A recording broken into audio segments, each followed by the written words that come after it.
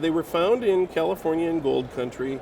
The family have a dog, and every morning they would get up and walk the dog. And over the years that they'd lived on their property, they had basically slowly but surely worn a path onto the property between the house and a particular place on the property that they always hiked out to every day.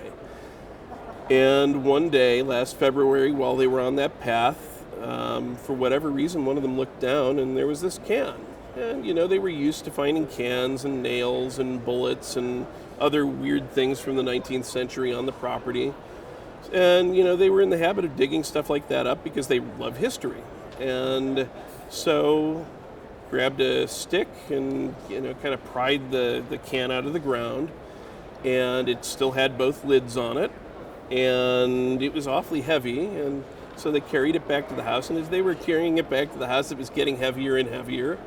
And they had to take a break. Finally got to the house and pried the top off. And there, nested into the dirt that had kind of gotten its way into the can over the years, was a single gold coin. They saw the edge of a single $20 gold piece poking out. And immediately went back up there and dug around, and sure enough, there was another can, maybe a foot and a half over and a foot down in the ground. And so for about 2 weeks, they kept going back to the site and finding more and more stuff. Finally, they found 8 cans after going over the area with a metal detector.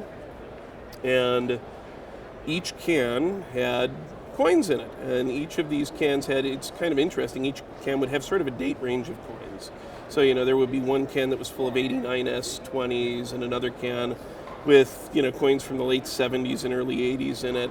And the cans were all sort of in different states of repair. So given the overall look of it, they sort of concluded, as I have, that, over time someone was putting these coins into the ground.